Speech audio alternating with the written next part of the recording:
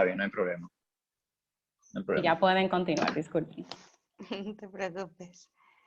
Bueno, sí, justo Finovista empieza en 2013 con esta visión, ¿no? O sea, ya existía este entendimiento de que el sector fintech empezaba a crecer, ¿no?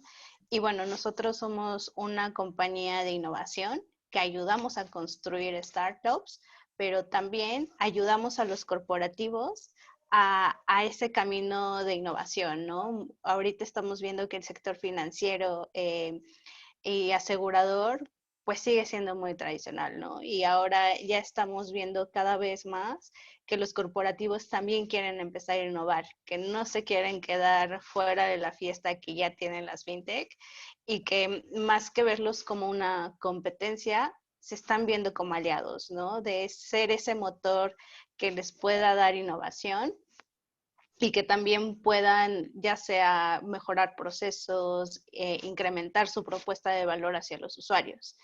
Y bueno, una de las grandes labores que hacemos desde Finovista es gestionar programas de aceleración y escalamiento en donde apoyamos a los emprendedores justo a este camino de emprendimiento, ¿no? No solamente desde etapas muy early, que es en donde les ayudamos a desarrollar su producto, sino también en etapas de escalamiento, en donde acompañamos a empresas extranjeras que quieren abrir un nuevo mercado que no es tan sencillo, ¿no? Y sobre todo uno de los grandes retos, ya que pasas los 2 años que son en promedio como el Valle de la Muerte, pues ya sigue el momento de crecer, ¿no? Y crecer de una forma ordenada para que no tengas, que el éxito no te gane versus a lo que realmente sí puedes operar y entregar a tus clientes. Claro, muy bien, excelente. ¿Y qué impacto ha tenido Finovista? O sea, ¿hay algunos números que pueda compartir con nosotros o en tu punto de vista de que participa como COO? ¿Se ha logrado esa meta de ese efecto y ese acompañamiento? Y cómo más o menos se ha visto ese resultado? Sí, bueno, Finovista tiene la misión de transformar las finanzas y los seguros para un mundo mejor, ¿no? Entonces, lo hacemos desde diferentes puntos. Primero, Finovista se ha posicionado como uno de los grandes jugadores en el ecosistema fintech. Uno de estos factores que nos ha ayudado a posicionarnos y que también lo hacemos como apoyo al ecosistema son nuestros radares fintech, ¿no? Que se vienen haciendo desde 2016. Lo hemos hecho en los principales países de América Latina y también en Centroamérica. Entonces, es ser esta fuente de información, no solamente para el sector financiero, sino para las startups, para los inversionistas e incluso público en general, ¿no? Que estamos generando este interés en el sector y cada vez dándole más visibilidad. Claro, muy bien. Otro segundo impacto que logramos es por medio de nuestros eventos, ¿no?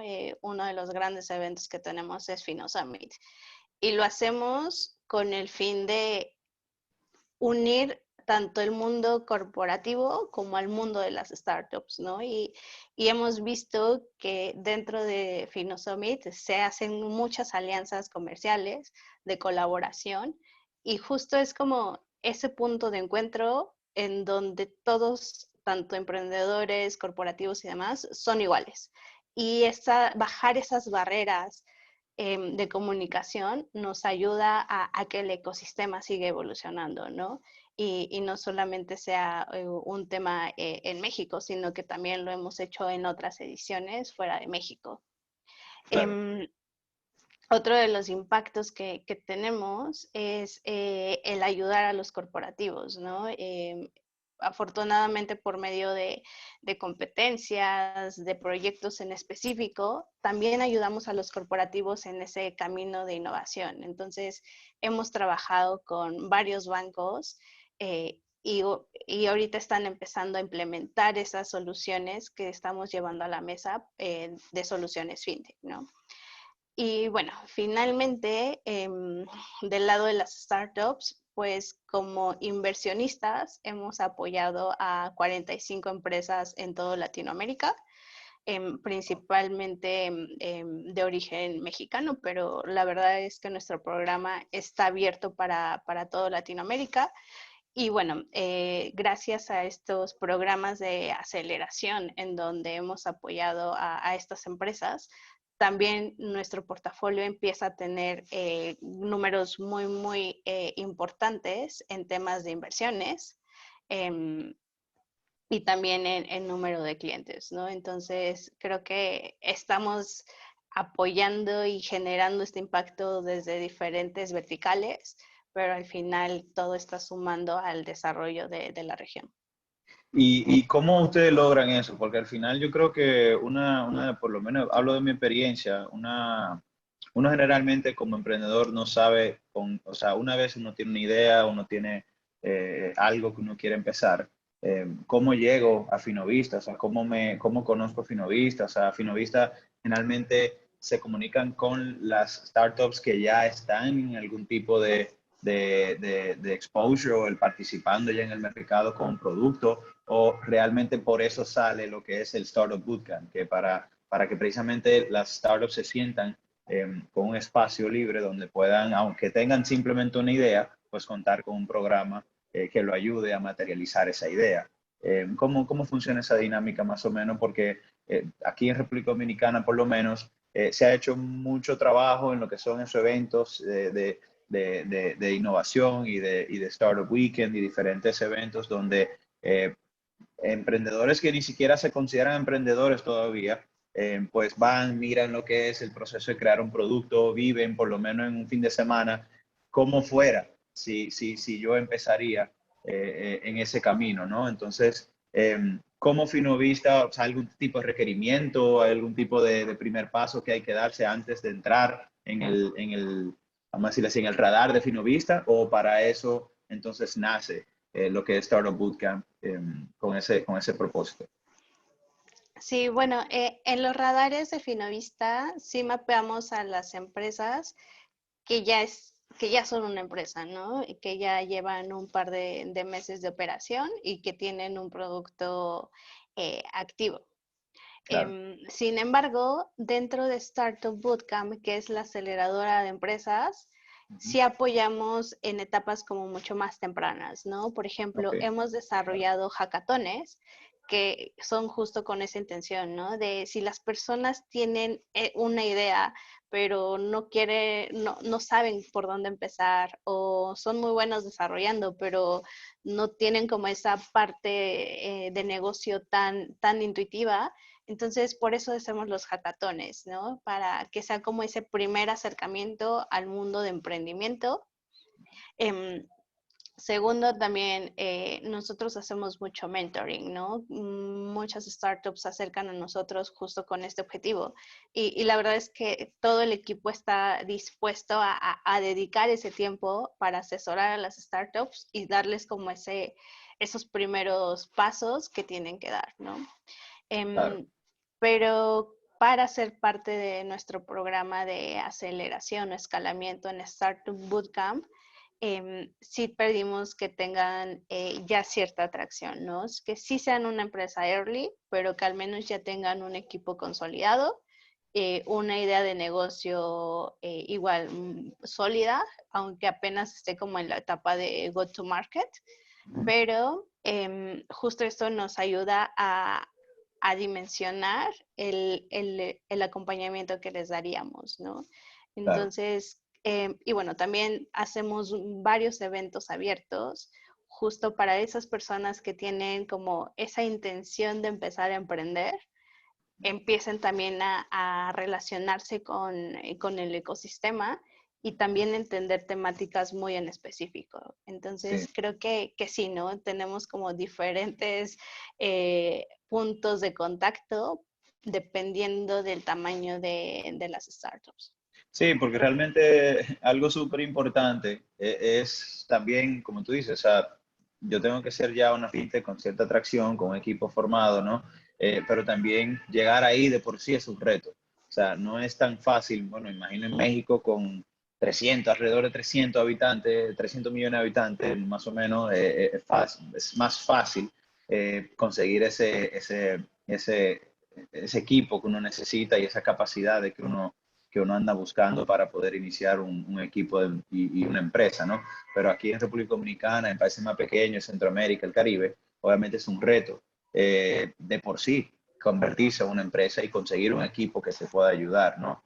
Más ahora, en estos, vamos a decirle, momentos o en estas épocas donde ya contratar a un programador o sea, se puede contratar a un programador de cualquier parte del mundo, hablando específicamente en software, o ya realmente cualquier tipo de contratación, especialmente después de la pandemia, pues no está limitado a tus barreras del país. Entonces, ¿cómo se llama?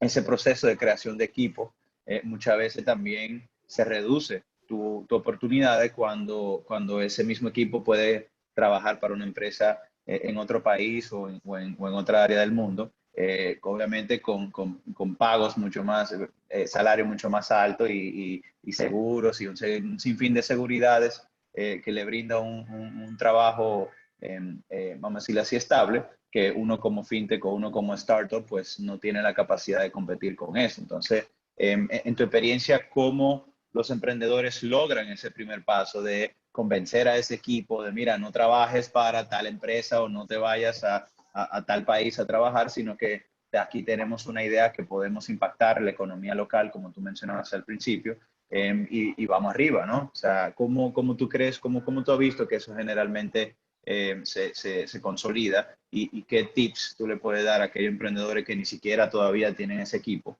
Si tienen una idea, si tienen un cierto ejercicio que han hecho de la oportunidad de esa idea, pero todavía no han conformado ese equipo y no tienen esa atracción como para poder entrar en un programa como Startup Bootcamp.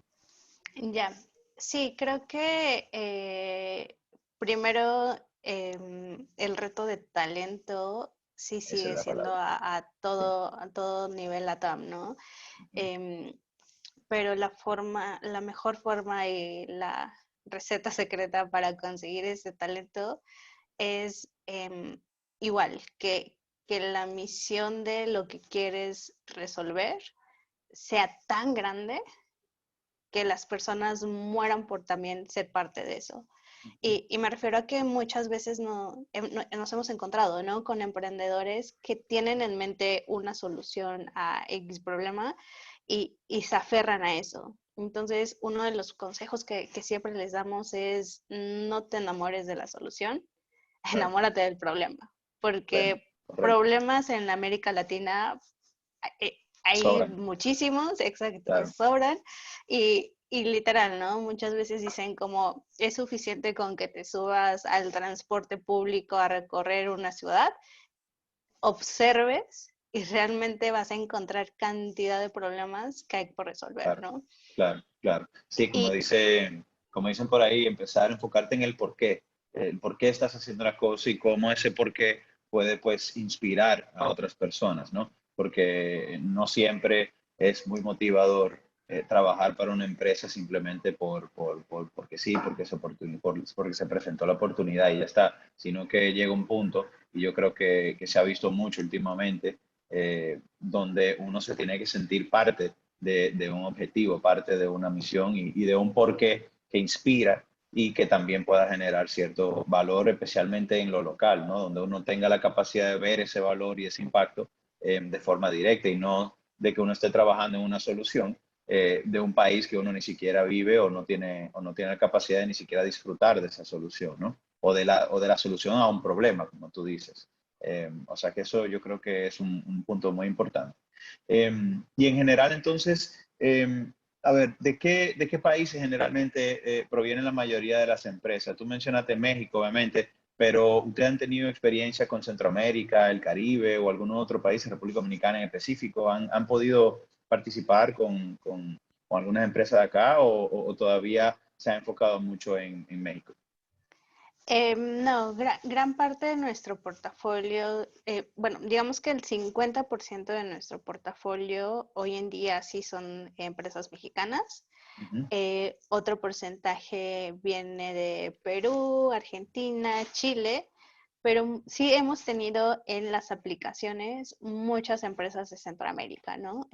Incluso estuvimos a punto de invertir en una empresa de Costa Rica que tenía una solución muy aplicable, muy fácil de escalar y de llevar a otros países.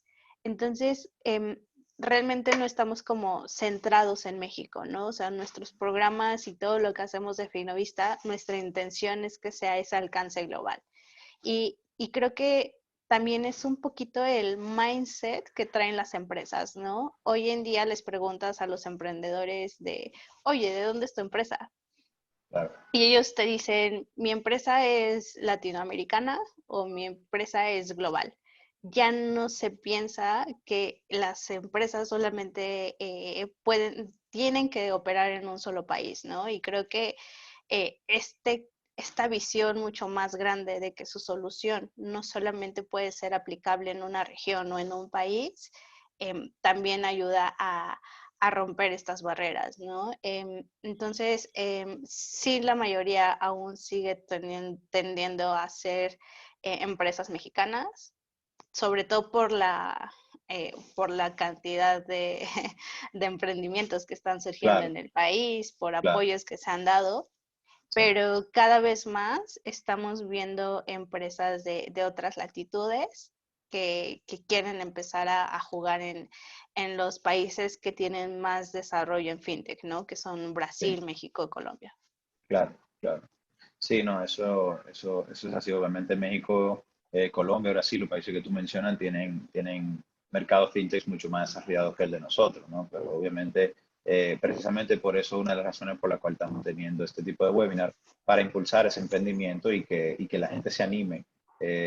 Por más pequeño, por más, entre comillas, me atrevo a decir, uno siempre piensa que una idea es estúpida, ¿no? Hay muchos emprendedores que son emprendedores de naturaleza o que tienen ese instinto adentro y no se atreven por hasta ellos mismos eliminarse la oportunidad. Entonces, hay veces que uno puede tener la idea, uno puede tener ese instinto, pero uno necesita del resto del equipo. Entonces, hablando del equipo, enfocándonos en el equipo, al final uno siempre escucha que si Apple compró tal empresa, que si Google compró tal empresa, y una de las principales razones generalmente por las cuales adquisiciones se dan es precisamente para adquirir el equipo, más a veces que incluso el producto. Muchas veces se ven cuando una empresa grande adquiere otra empresa más pequeña, donde el producto que tenía esa empresa hasta sale de circulación y simplemente se integra al equipo. Entonces, volviendo al tema del equipo, ¿hay algún perfil en común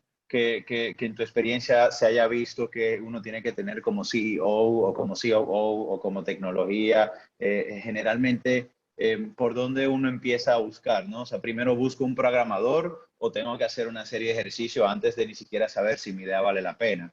¿Se ha identificado algún perfil en común que tú hayas visto y que aquellos emprendedores que quieren iniciar pues se puedan enfocar en esos perfiles? ¿O realmente eso depende de la oportunidad y de la empresa?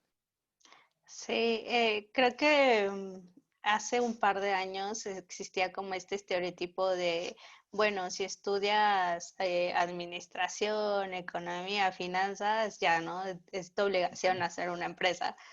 Pero Claro, realmente estamos viendo emprendedores con formaciones muy diversas, ¿no? Y, y el perfil de emprendedores que vemos son personas que ya sufrieron el problema, ¿no? Por ejemplo, vemos en el sector fintech, vemos muchos emprendedores que ya tuvieron años de experiencia en bancos.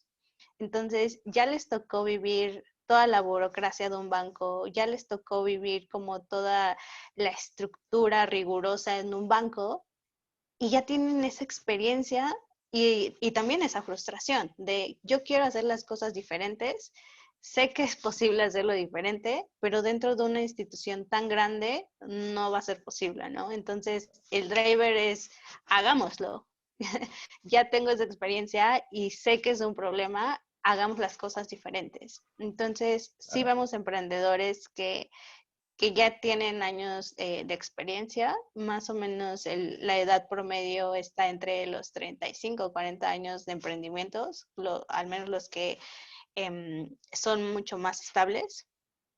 Y como te digo, ¿no? O sea, son emprendedores que realmente ya vivieron el problema y que saben que se pueden hacer las cosas de una mejor forma.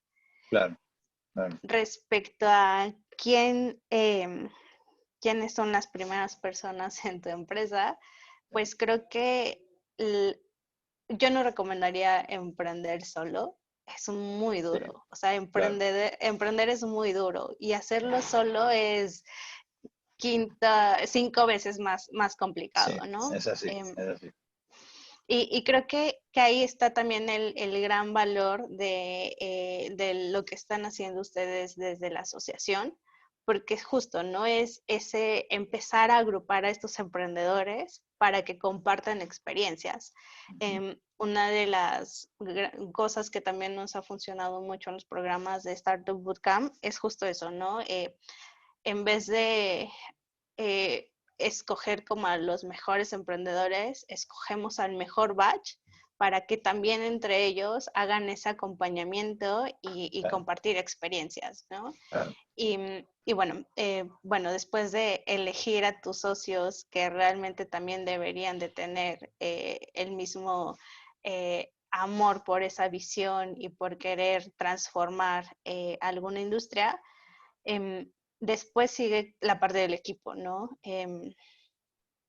Creo que sí depende mucho el tipo de emprendimiento. Obviamente en el sector fintech, pues la tecnología es el core de la empresa Claro. y debes de tenerlo como muy robusto, ¿no? Pero algo que también creo es en darles la primera oportunidad a las personas, ¿no? No esperemos que desde el día cero vas a tener a un ex Google o a un ex Amazon. Claro. Dale la oportunidad también a las personas que van saliendo de las universidades, que también tuvieron un emprendimiento, pero no les salió tan bien. Creo que darle ese voto de confianza a las Claro, personas sí. también hace que se sientan justo, ¿no? Parte de la empresa y que estén ahí porque quieren hacer lo mismo, llevar a la misión de la empresa a un camino, ¿no? Y no solamente Sí, están por el lado económico.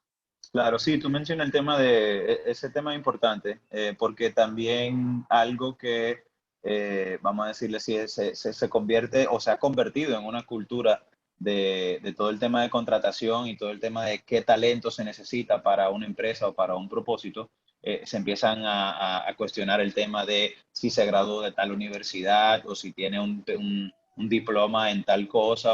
Yo personalmente, por ejemplo, en nuestro equipo, en varias ocasiones hemos podido tener la oportunidad de contratar personas que ni siquiera fueron a la universidad, ni siquiera pasaron por un bachillerato, pero sin embargo sí tienen la capacidad de poder acompañar al equipo y complementarse para lograr desarrollar esas herramientas que requiere nuestra empresa, ¿no? Entonces, en ese sentido, eh, ¿qué, cómo uno valora eso, ¿no? O sea, esa oportunidad que tú mencionas, eso, en tu experiencia, ¿se hace algún tipo de evaluación? Uno primero la integra de forma de piloto, un tipo ¿cómo se llama?, de pasantía o generalmente cómo pasan ese tipo ese proceso de contratación de personas que no son ex Google, ex Amazon, que ni siquiera tienen experiencia laboral, como tú dices, salen de la universidad o ni siquiera han ido a la universidad. ¿Cómo uno como emprendedor se toma ese challenge o se da ese permiso a contratar a esas personas que así como puede salir muy bien, obviamente hay un riesgo detrás de que uno no tiene, entre comillas, la forma de saber qué capacidades tiene si ni siquiera ha participado en un programa de educación de alto nivel, ¿no? Entonces, ¿cómo tú has visto que eso se puede, esa barrera, cómo se rompe? Sí, bueno, creo que como emprendedor y más siendo tú uno de los fundadores, debes de tener bases de todo, ¿no? Si, si no sabes programar, tienes que saber lo mínimo de programación, porque te tienes que comunicar con tu equipo. Si no sabes de marketing, tienes que saber lo mínimo para también encontrar o a una agencia que te ayude o al equipo core, ¿no? Entonces, como emprendedor, no puedes dejar de aprender y no puedes, sobre todo en las primeras etapas de la empresa, ser especialista. Te toca ser generalista. Y si no, pues tener a esos socios que te ayuden a compensar esas áreas en las que tú no eres fuerte. Claro. Sí, Segundo, a mí me pasó eso, perdón que te interrumpa, pero a mí no, me no, no, pasó eso, o adelante. sea, yo terminé siendo, obviamente, financiero, terminé siendo mercadólogo, terminé haciendo el café de la empresa, terminé haciendo literalmente, yo era, en un momento de la empresa inicial, yo era obviamente el que hacía, o tenía que tener el rol de básicamente todas las verticales de liderazgo que una empresa generalmente tiene. O sea que, y eso obviamente lo tuve que desarrollar porque el negocio me lo requería, o sea, mi equipo me requería que yo supiera por lo menos algo de programación, algo de mercadología, o de mercadeo, perdón, y que realmente sea ese vínculo entre las diferentes verticales, porque al principio éramos 4 personas, ¿no? Yo y 3 programadores, básicamente. Entonces, me tocó vivir todo eso. No sé Sí, si tú incluso ibas a mencionar. te toca ser psicólogo de, de todos tus colaboradores. Definitivamente, y Sí, de uno mismo también, y de uno mismo, ¿no? Porque al final realmente tiene sus retos. Y con el tema de fundadores, Elena, algo te quiero preguntar y ya esto saliendo un poco de, vamos a decirle, de lo que hemos venido hablando. Porque yo sé que quiero seguir tocando el tema del Startup Bootcamp porque es importante que sepamos como emprendedores y hasta para yo como Point, cómo podemos contar con ese tipo de programa y qué diferencia esa aceleradora brinda, porque al final del día la aceleradora se presta para muchas diferentes approaches, ¿no? Pero para terminar el proceso de formación de equipo, hay muchas veces que uno como emprendedor es muy celoso con su idea, ¿no? Muy celoso con su emprendimiento. Y uno a veces se restringe de buscar un socio que también puede ser igual de bueno que tú, con una idea parecida a la tuya, y posiblemente uno termina teniendo en un mercado, por ejemplo, como el de República Dominicana, 4 o 5 startups del mismo tipo, por no juntar ese batch de emprendedores como tú mencionaste y posiblemente tener en vez de 5 diferentes startups pequeñas, pues una con 5 socios que saben del mismo problema que están buscando solucionar, ¿no? Entonces, esa conversación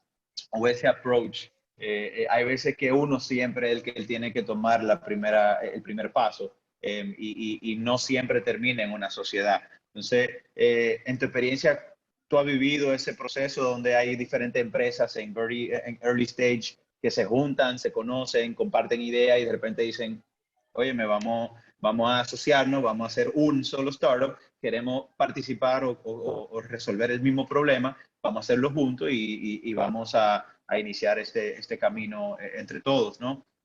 Eso se da mucho o realmente es algo que sigue siendo lamentablemente una cultura de emprendimiento que eventualmente terminan muriendo 4 y solamente termina exitoso uno, ¿no? En vez de involucrar a todos en un mismo camino. ¿Cómo tú has visto eso en tu experiencia?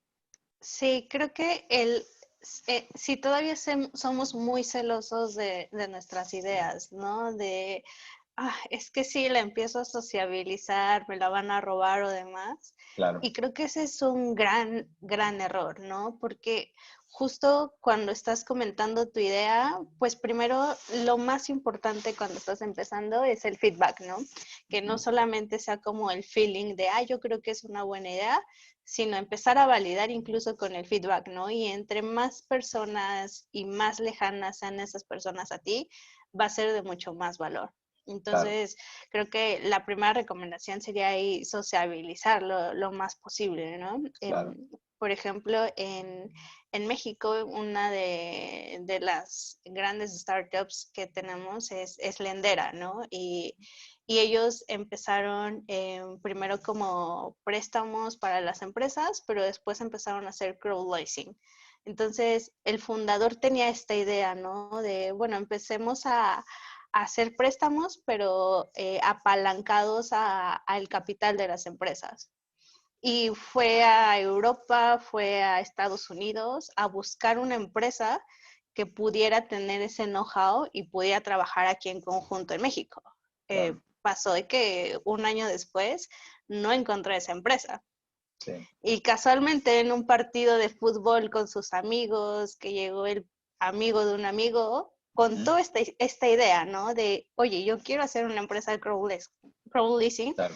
pero no estoy encontrando el know-how, ¿no? Y el jugador de enfrente fue así como, oye, yo estoy en una empresa, en una financiera y quiero hacer justo lo mismo que tú quieres hacer. Y en un partido de fútbol encontró a su socio y ahorita llevan 5 años operando lo que es Lendera, ¿no? Buenísimo. Entonces, y justo por no tener ese celo de la idea de me la van a robar, sino al contrario, ¿no? Es como, lo quiero hacer, necesito gente que también lo quiera hacer y no sabes en qué ecosistema lo puedes encontrar, ¿no? Claro, Em, claro. Es y bueno, así. también por eso funcionan bastante los eventos de networking o Sí, ahora los webinars, ¿no? sí. Para sociabilizar un poco esas ideas. Sí, te lo Em, menciono porque aquí todavía, repito, o sea, nosotros comparado a México tenemos años luz y nos toca vivir ese proceso. Pero yo creo que AdoFintech ha hecho un muy buen trabajo. Sin embargo, falta. O sea, yo personalmente conozco muchos emprendedores que no se han involucrado en un proceso como una aceleradora o como un Finovista, o como un Fino Summit, o ni siquiera se han asociado a AdoFintech precisamente con ese miedo a que no quiero que conozca mi producto, no quiero compartir mi idea, no quiero. Entonces, al final lo que terminan es perdiendo esas oportunidades y perdiendo posiblemente conocer a un socio o a un inversionista, que es lo que quiero, el próximo tema que quiero hablar, que te puedes realmente catapultar a que tu idea o, como dijiste al principio, el problema que quieres resolver realmente se pueda resolver. Eh, entonces, Elena, para aprovechar o, vamos a decirle, respetar el tiempo del webinar, hay dos preguntas o dos temas que no quiero dejar de tocar antes de abrirle sesión al público. Y es el tema de, como mencionaste, el tema de capital, ¿no? El tema el famoso tema de cómo levanto dinero, cuáles son los primeros pasos que tengo que dar. Yo creo que eso siempre es un tema que eventualmente una fintech, una startup y cualquier empresa que empieza tiene que llegar ahí, si no es que empieza desde ahí, ¿no? Entonces, ¿cuáles son esos pasos? ¿Qué tips tú le puedes dar a aquel emprendedor que o por cualquier razón no ha entrado en esa fase, o si ya necesita hacer ese levantamiento de capital, no lo ha hecho? Volvemos al tema de uno como emprendedor, hay veces que uno mismo se reserva, y en este caso de levantar capital, no siempre uno tiene experiencia de salir a pedir dinero, ¿no? Y uno siempre lo ve, uno lo puede ver como que simplemente estoy reuniendo a pedir cacao, como dicen aquí en República Dominicana, o sea, a pedir dinero, y no pudiera parecer que realmente es un emprendedor débil porque tuvo que hacer eso, y todo lo contrario, al revés. Entonces, hablan un poquito de cómo tú has visto eso desarrollarse y qué tips tú tienes para aquellos emprendedores que todavía no han empezado ese proceso, y los que están, pues, qué sugerencia le tienes a ellos. sí, creo que justo, ¿no? Como dices, hay que quitar este enigma de las inversiones. Que alguien quiera invertir en tu idea es un validador. Claro. Y justo los emprendedores empiezan el término friends and family, ¿no? De, Ujú. pues sí, las primeras personas que van a confiar en ti van a ser las personas mucho más cercanas, ¿no? Pero el Sí, hecho de que ya quieran invertir en ti es un validador. claro. Entonces, dependiendo del tipo de proyectos, de qué tan intensivos en capital sean, sí, ¿no? Creo que la primera recomendación sería buscar a esos inversionistas ángeles, ¿no?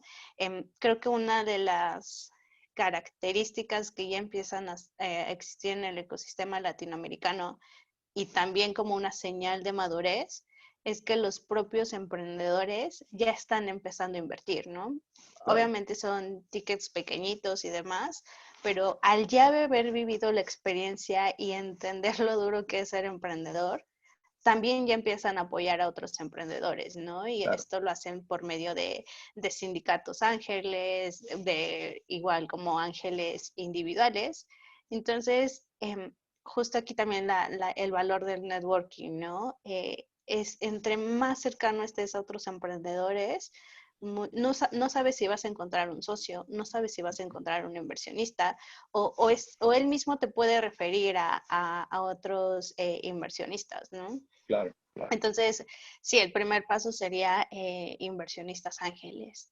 Y después para atraer atención de los grandes fondos de inversión, el haber participado en programas de aceleración también es un validador, ¿no? claro, Nosotros, por ejemplo, desde Startup Bootcamp, pues sí tenemos ciertos lineamientos para aceptar a los emprendedores, después para tenerlos dentro del programa e incluso invertirles, ¿no? Entonces, esto también es un validador hacia sí, afuera, sí, y ahorita también lo vemos, ¿no? O sea, claro. prácticamente todos los emprendedores que vienen de YC, Ujú. ya es como Claro, eso mismo te iba a darlo por decir. hecho. Eso le dan sello, se graduó de Y Combinator, se graduó de tal sitio, bueno, ya eso es un diploma que te abre muchísimo la puerta. Eh, y bueno, pues como te digo, si fuera por mí, seguimos hablando por una hora más, ¿no? Pero No te preocupes. le quiero dar la oportunidad a la persona que están aquí, que veo que, bueno, Wilfredi se había animado a hacer una pregunta que yo creo que la respondimos en el panel. Pero si quieren, obviamente, escriban en el chat cualquier pregunta que quieran que le hagamos a Elena, perdón, o que yo pueda responder, pues obviamente siéntanse más que libre de hacerlo. Mientras tanto, le damos un par de minutos ahí si tienen alguna pregunta. Pero Sí, para ir cerrando con la pregunta que te quería hacer también, que era otro tema, yo creo que lo tocaste en un momento, pero recapitulando un poco, ¿verdad? Tengo una idea, empiezo, busco mi equipo, posiblemente me asocio, valido la idea de alguna forma. Siempre se ha hablado de todos los libros que uno ve, toda la experiencia que uno ve, siempre se habla de empezar pequeño, ¿verdad? Ir a un piloto, ir a un mercado pequeño, posiblemente a otra ciudad, a otro país o elegir un público donde tú puedas validar esa idea, validar realmente la demanda de tu proyecto y ir creciendo ese exposure. Lanzar en un mercado más grande, hacer una inversión en comunicación y en mercadeo y pues ya uno, obviamente uno eventualmente ojalá y como fintech ya tenga una participación en el mercado y uno tenga una trayectoria que pues quieras más. Entonces ahí entra el tema de escalabilidad y de exportar esa idea. Salgo de mi país, salgo de República Dominicana, un país de alrededor de 10 millones, 11 millones de habitantes. ¿Cómo cruzo la frontera a un Colombia, a un Brasil, a un Perú, a un México? Donde ya obviamente los problemas son 10 veces más grandes, el riesgo es 10 veces más grande y también posiblemente la capacidad de tener éxito también son 10 veces más grandes. ¿Cómo hago ese jump y cómo me preparo, con quién me acompaño, quién me orienta y si de alguna forma u otra Finovista pues obviamente acompaña en ese escalamiento. sí. Bueno, creo que uno de los grandes errores de los emprendedores que quieren pasar de un país a otro es asumir que por ser América Latina solamente es suficiente como un copy-paste, ¿no? Claro, Si bien tenemos muchos problemas en común en LATAM, cada país tiene su particularidad, ¿no? Entonces, el no asumir que todo el proceso va a ser similar al que ya viviste, creo claro, que es de gran ayuda, ¿no? Y, y segundo sería tampoco aventurarse a hacerlo solos. Eh, Ahorita, hoy en día es mucho más fácil, ¿no? Acercarte a una persona que está en otro país para entender el contexto, para entender cuáles son los principales jugadores claro, y si es posible hacerlo acompañado de una aceleradora o una institución que ya tenga ese know-how, ¿no? Creo claro, que ese acompañamiento te acorta muchas barreras, claro, todo el know-how y sobre todo te va a ayudar a conectar con las personas adecuadas mucho más rápido. Sí, sí, es así.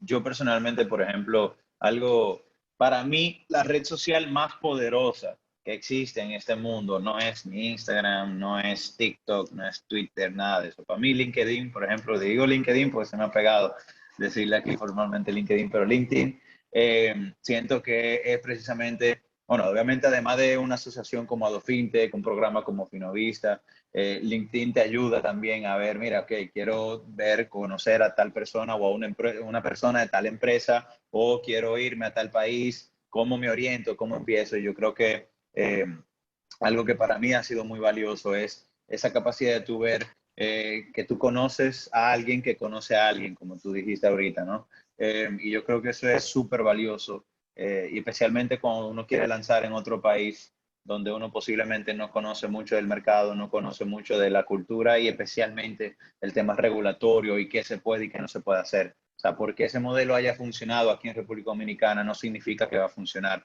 en otro país simplemente porque se habla español. O sea Sí. que eso es súper importante y yo creo que nada, invito a la gente, a los emprendedores que se atrevan a conectarse, a preguntar, a llamar y que realmente aprovechen el tema del networking en ese sentido sumamente importante. Hay un famoso dicho de las cinco separaciones que uno tiene. En teoría, uno está separado por 5 personas de cualquier persona en el mundo. Entonces, aprovechen eso y aprovechen obviamente paneles o paneles como este, pero también programas como Startup Bootcamp, como Finovista, porque ahí sí esa separación se reduce muchísimo. Y yo creo que es súper importante poder contar con programas como ese para que los emprendedores pues se expongan y puedan entonces también definir si es importante o no, ¿no? Yo veo que Virginia escribe que hay dos preguntas. Yo no la estoy viendo realmente. Bueno, aquí está. Perdón. Ok. Entonces, pregunta, los dos son anónimos. Pregunta, ¿qué recomendaciones tienen para emprendedoras mujeres que quieren abrirse paso en un contexto machista y tener acceso a inversión, como puede ser el sector del emprendimiento? Me río porque eso es una realidad, ¿no? O sea, el tema y fíjate, un buen ejemplo y qué bueno que tú estás aquí con nosotros, es una buena pregunta. ¿Qué tips tienes, no? O sea, generalmente si ya es difícil para un emprendedor hombre, me imagino, no puedo hablar por experiencia, pero asumo de que tiene que ser mucho más difícil para una emprendedora mujer por un sinfín de razones, especialmente la cultura latinoamericana donde esas barreras existen y son una realidad. ¿Qué tips o recomendaciones tienen para esas mujeres que no se han atrevido? Totalmente es una realidad. Sí, ser emprendedor es complejo. Hemos visto que mujeres emprendiendo, el número es muy, muy bajo todavía en América Latina, ¿no? Em, Sin embargo, quien lo hace, lo está haciendo de forma excepcional, porque obviamente también tienes que jugar este papel de complementar tu vida profesional con la personal, ¿no? Pero fuera de ello, creo que una de las formas en las que podemos empezar a bajar estas barreras es apoyarnos entre mujeres, ¿no? Por ejemplo, nosotros también nos decían, bueno, es que en sus eventos solamente hay speakers hombres. Y es así como, bueno, yo tengo la responsabilidad de que la próxima vez que me pregunten por un especialista en un tema, mi primera opción sea una mujer, ¿no? Justo para darles esa visibilidad de toda la trayectoria y experiencia que también están teniendo. Y del lado de emprendimiento, creo que también es un gran trabajo quitar ese estigma de es solamente para hombres, ¿no? Creo que eso también es como una barrera personal que muchas veces nos hacemos y que sí te asusta, ¿no? Estar en zonas en donde solamente o históricamente han estado dominadas por hombres, pero la verdad es que nosotros creemos que es porque no existe ese espacio, ¿no? Sin embargo, hay muchos hombres que están en posiciones de liderazgo que también están impulsando y apoyando a las mujeres. Entonces, creo que hay que aprovechar eso, ¿no? Tanto a esas personas que te están dando la oportunidad, como impulsar también a que más mujeres se vayan sumando a posiciones de liderazgo, ¿no? Claro. Nosotros, por ejemplo, desde Finovista, cuando hacemos contrataciones, pues sí intentamos que exista en los candidatos un 50-50, ¿no? Ahí ya igualas las oportunidades y una vez que ya tienes como ese 50-50, que el talento sea lo que decida quién se queda con la posición, ¿no? Claro. Entonces, creo que el primer paso es seguir fomentando este apoyo entre emprendedoras por ejemplo, en el mundo fintech, por conversaciones como esta, también surgió una comunidad que es Mujeres en Fintech, que está en toda Latinoamérica y el objetivo es ese, ¿no? Empezar a hacer estas conexiones entre mujeres y sobre todo para apoyarse, porque sabemos que es un tema y sabemos que todavía hay muchos retos por hacer, Claro. pero entre más personas seamos de esta comunidad, mucho mejor, ¿no? Sí. Hoy en día somos cerca de 250 mujeres que formamos este grupo de mujeres en fintech, ¿no? Wow. Entonces también intentamos como hacer más visible que existe el grupo, que existen mujeres haciendo cosas increíbles. Entonces creo que esos son como los primeros pasos, ¿no? Y así como hay en el sector fintech, seguramente hay en otros sectores.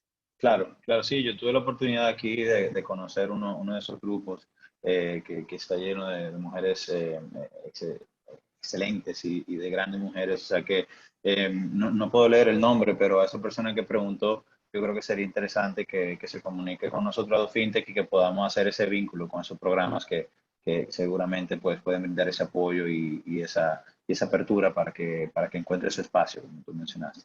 Esa Totalmente. es muy buena pregunta.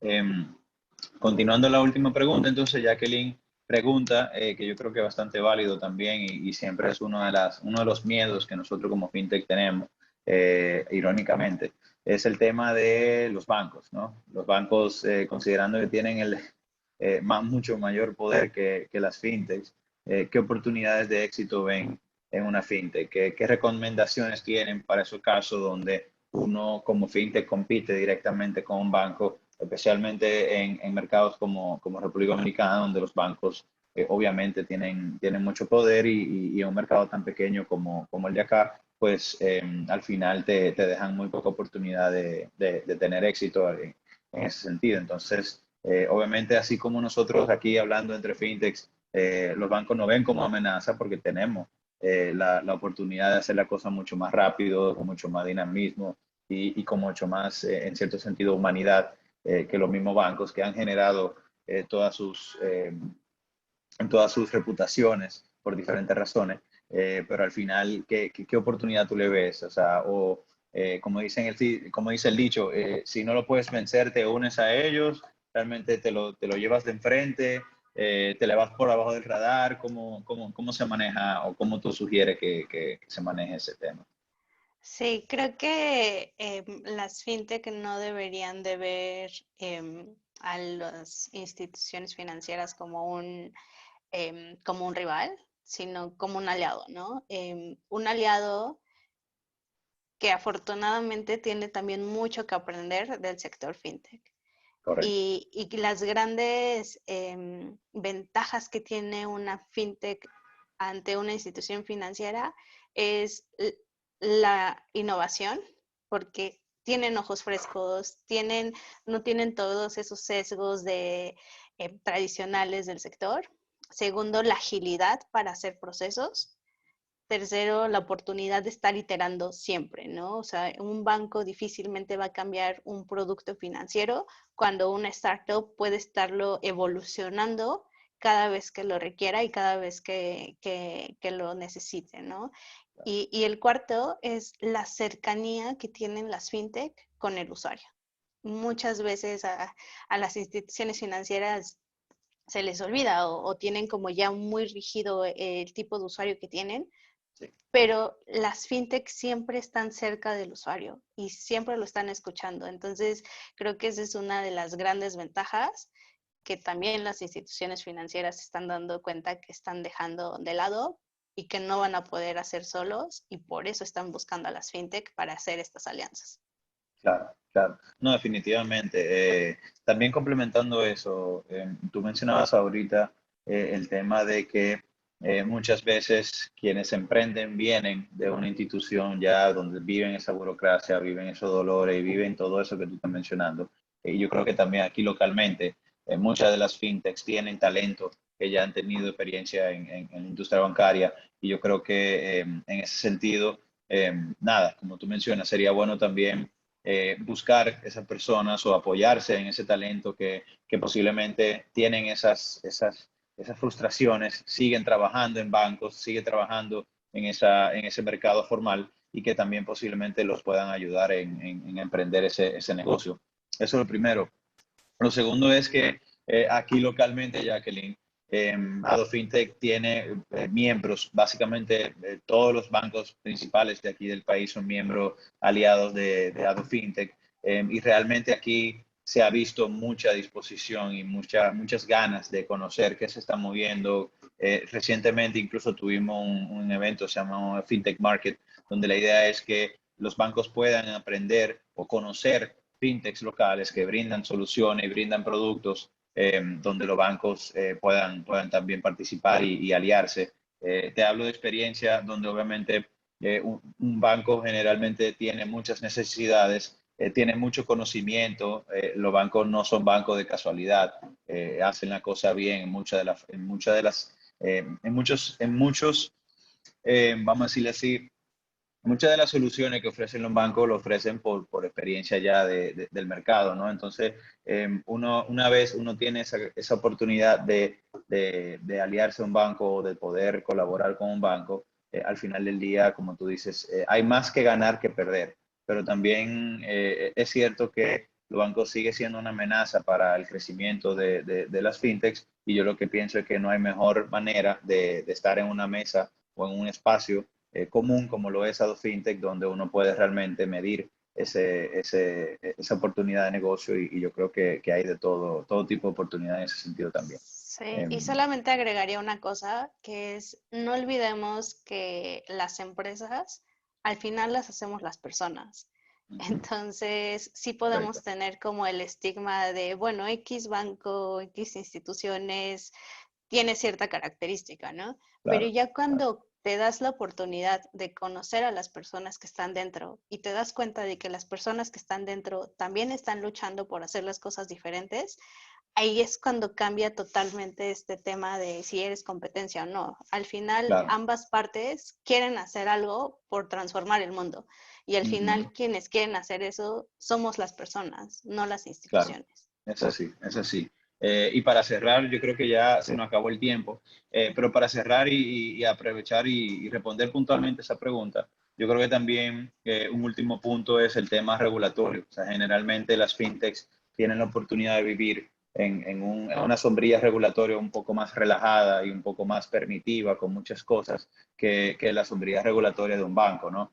Al final del día, pues repito, los bancos tienen mucho tiempo, años manejando el dinero de la gente, y naturalmente se han creado una serie de controles y una serie de prohibiciones a hacer cosas que hoy las fintechs sí pueden hacer. Entonces, es una oportunidad importantísima que las fintechs tienen que conocer esa diferencia.